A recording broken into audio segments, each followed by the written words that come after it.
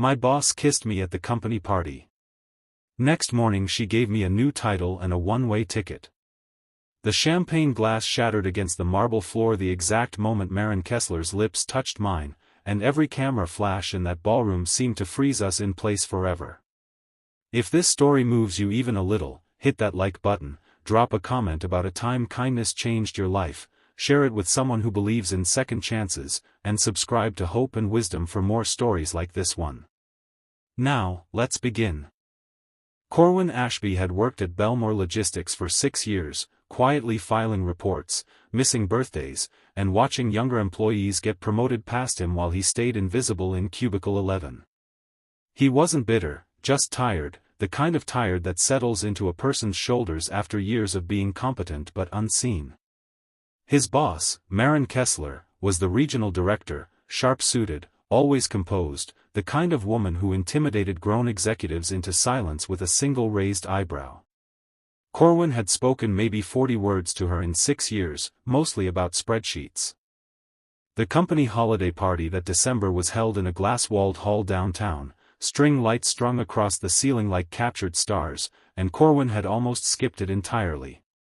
He only came because his coworker Desmond guilted him into it, saying he needed to stop disappearing from his own life. Corwin stood near the bar most of the night, nursing a drink he didn't want, watching people laugh in circles he was never quite part of.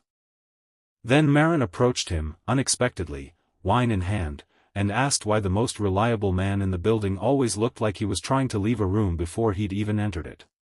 Corwin didn't have an answer that didn't sound pathetic, so he told her the truth instead, that he sometimes wondered if anyone would notice if he stopped showing up altogether. Something shifted in her expression then, something human breaking through the polished exterior. She told him about her own year, a divorce finalized in March, a father in hospice she visited every Sunday, a company that demanded her strength but never asked about her heart. They talked for almost an hour, forgetting the party around them. When midnight approached and the crowd thinned, Maren set her glass down and kissed him, soft and sudden, right there under the string lights where anyone could see. Corwin felt the world tilt sideways. He didn't know if it was relief, fear, or something he'd forgotten how to name. Then she pulled back, eyes wide, and walked away without a word, leaving him standing alone as murmurs rippled through the remaining guests. Corwin didn't sleep that night. He replayed the kiss, the whispers, the office gossip he could already imagine forming like storm clouds. He assumed Monday would bring humiliation, maybe even a transfer to some forgotten department, or worse, termination dressed up in corporate language. He arrived early, heart hammering, half expecting security to be waiting. Instead, Maren's assistant called him into the executive conference room before 9. Maren sat at the head of the table, composed again, folder in front of her.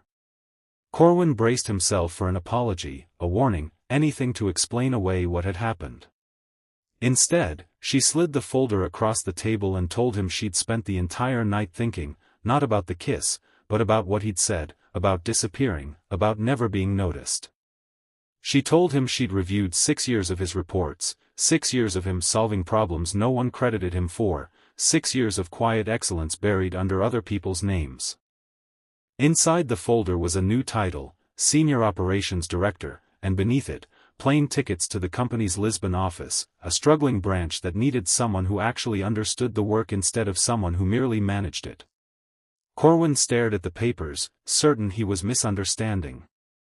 Maren explained that the promotion had nothing to do with what happened at the party, that she'd actually planned to offer it weeks earlier but kept hesitating, afraid of seeming too close to him, afraid of her own growing feelings that she'd buried under deadlines and denial. The kiss, she admitted, had simply been the moment she stopped pretending those feelings weren't real.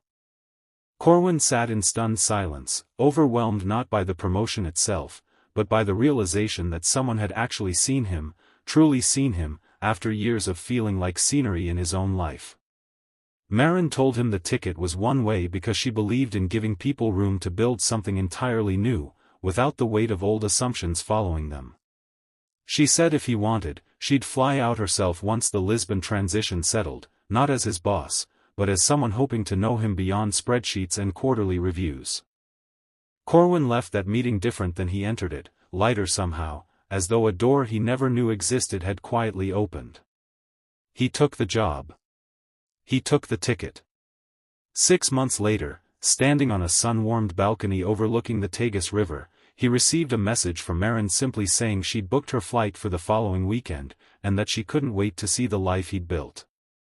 If this story touched your heart even a little, please like this video, leave a comment sharing what stayed with you, and share it with someone who needs a reminder that kindness and courage can change everything.